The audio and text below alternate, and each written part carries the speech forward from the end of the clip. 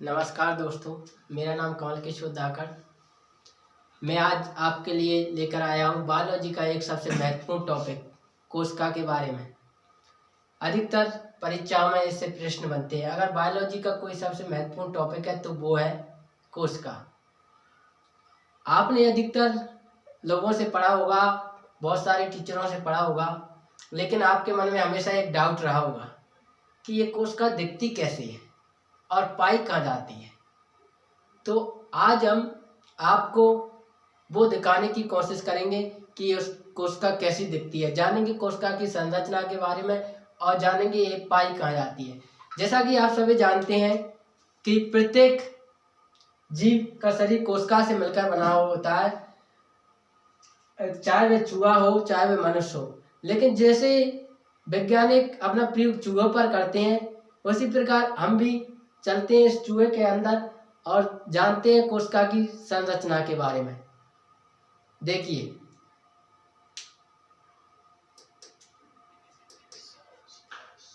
इस चूहे का थोड़े से पार्ट को लेते हैं और सूक्ष्म दृष्टि से देखते हैं कि कोशिका किस प्रकार दिखाई देती है। कोशिका की संरचना इस प्रकार देखिए, अगर हम इस थोड़े से पार्ट को लेते हैं तो ये त्वचा दिख रही है, ये सेल मेम्ब्रेन है और इसके अंदर सेल मेम्ब्रेन के अंदर साइटोप्लाज्म पाया जाता है, जिसमें सेल ऑर्गन्स जैसे माइटोकॉन्ड्रिया, एंडोप्लाज्मिक रेटिकुलम और न्यूक्लियस पाए जाते हैं। सेल्स दो प्रकार की रहती है, यूकैरियोटिक सेल्स और प्रोकैरियोटिक सेल्स। यूकैरियोटिक सेल्स में केंद्रक पाया जाता है, एक पूर्ण विकसित कोशिका होती है और एंडोप्लाज्मिक रेटिकुलम, माइटोकॉन्ड्रिया वगैरह पाया जाता है। ये सेल्स प्लांट्स और एनिमल्स में पाई जाती है। वहीं दूसरी प्रकार की कोशिका प्रोकैरियोटिक कोशिका होती है, ये अविकसित प्रकार की सेल्स होती है जिसमें केंद्रक नहीं पाया जाता और ना ही ऑर्गन्स जैसे माइटोकॉन्ड्रिया, एंडोप्लाज्मिक रेटिकुलम पाए जाते हैं। इसमें सिर्फ जेनेटिक मटेरियल यानी डीएनए, आरएनए पाया जाता है जो भी बिखरा हुआ। इस प्रकार की कोशिका बैक्टीरिया और नीलहरित शैवाल में पाई जाती है। अब हम जानते हैं यूकैरियोटिक सेल्स के बारे में। यूकैरियोटिक सेल्स इस प्रकार की दिखाई देती है जिसके अंदर भिन्न प्रकार के ऑर्गेनल्स पाए जाते हैं। इस ऑर्गेनल्स में सबसे पहले हम जानते हैं केंद्रक के बारे में। यह कोशिका का केंद्रक जहाँ से सारी क्रियाएं संचालित होती हैं। केंद्रक के अंदर डीएनए पाया जाता है। ये एक आनुवांशिक पदार्थ है जो एक पीढ़ी से दूसरी पीढ़ी में आनुवांशिक सूचनाओं को संचारित करता है। डीएनए इस केंद्रक में क्रोमेटिन के रूप में, एक क्रोमेटिन के जाल के रूप में पाया जाता है। ये दिख रहा है, ये क्रोमेटिन जाल कोशिका विभाजन में क्रोमोसोम में परिवर्तित हो जाता है। इसी क्रोमोसोम में हमारे डीएनए और जीन्स पाए जाते हैं। कोशिका के अंदर केंद्रक पाया जाता है जिसे केंद्रका कहते हैं। ये केंद्रका राइबोसोम का संश्लेषण करते हैं। ये राइबोसोम केंद्रक से निकलकर एंडोप्लाज्मिक रेटिकुलम से चिपक जाते हैं। ये एंडोप्लाज्मिक रेटिकुलम साइटोप्लाज्म में पाया जाता है, जो एक बिखरी हुई नलिकाओं के समान होता है। एंडोप्लाज्मिक रेटिकुलम परिवहन का कार्य करता है। ठीक है, एंडोप्लाज्मिक रेटिकुलम दो प्रकार का होता है। एक स्मूथ रफ एंडोप्लाज्मिक रेटिकुलम जिस पर राइबोसोम पाए जाते हैं, ठीक है, जिस पर राइबोसोम पाए जाते हैं जो प्रोटीन संश्लेषण के लिए जिम्मेदार होता है, रफ एंडोप्लाज्मिक रेटिकुलम। दूसरा प्रकार का पाया जाता है स्मूथ एंडोप्लाज्मिक रेटिकुलम जिस पर राइबोसोम नहीं पाए जाते हैं। अब ये राइबोसोम का काम क्या करते हैं?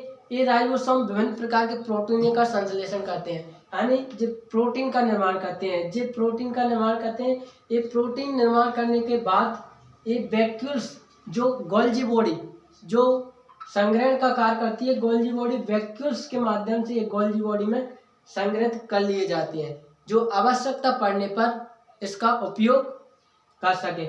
इसके अतिरिक्त इसमें विभिन्न प्रकार के और पदार्थ, जैसे कि बात करें हम कार्बोहाइड्रेट का भी इसमें पैकेजिंग किया जाता है, लिपिड का भी इसमें पैकेजिंग किया जाता है, अन्य प्रकार के पदार्थों का भी इसमें पैकेजिंग किया जाता है और समय पड़ने पर इसका प्रयोग किया जाता है। एनिमल सेल्स में सभी प्रकार के ऑर्गन्स पाए जाते हैं। वहीं इसमें एक वैक्यूल्स पाया जाता है प्लांट सेल्स में, जो इसके तैरने के लिए जिम्मेदार होता है।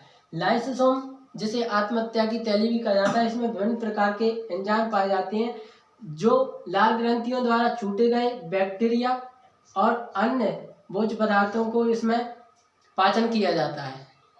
ठीक है, इसके अतिरिक्त एक महत्वपूर्ण टॉपिक वो पाया जाता है इसमें माइटोकॉन्ड्रिया कोशिका में, जिसमें भोजन का ऑक्सीकरण द्वारा ऊर्जा एटीपी के रूप में ऊर्जा का निर्माण होता है। जो देख रहे हैं आप, इस प्रकार की संरचना पाई जाती है माइटोकॉन्ड्रिया की। एक जूते के आकार की संरचना है जिसकी 2 लेयर होती हैं, एक बाहरी मेम्बर, एक अंदर मेम्बर। ठीक है, अब इसमें अनेक प्रकार के जो माइक्रोप्लामेंट पाए जाते हैं, जिसे कोशिका का स्केलेटन भी कहते हैं। माइक्रोप्लामेंट को जो कोशिका की संरचना के लिए जिम्मेदार होते हैं, इसके अधिक इसमें साइटोस्केलेटन भी पाए जाते हैं। ठीक है, अब हम जानते हैं प्लांट सेल्स के बारे में। प्लांट सेल्स का एक थोड़ा सा पार्ट लेंगे और देखते हैं सूक्ष्मदर्शी से इस प्लांट सेल्स को। प्लांट सेल्स इस प्रकार की दिखाई देती है आपको, जिसमें क्लोरोप्लास्ट पाया जाता है। क्लोरोप्लास्ट में क्लोरोफिल पाए जाते हैं, जो भोजन निर्माण के लिए जिम्मेदार होता है। ठीक है, इसके अतिरिक्त इसमें वैक्यूल्स पाए जाते हैं और इसमें एक कोशिका भित्ति यानी सेल वेल पाई जाती है, जो सेल मेम्ब्रेन के ऊपर होती है। केंद्रक पाए जाते हैं, वैक्यूल्स वगैरह सेम टू सेम वही ऑर्गन पाए जाते हैं। धन्यवाद।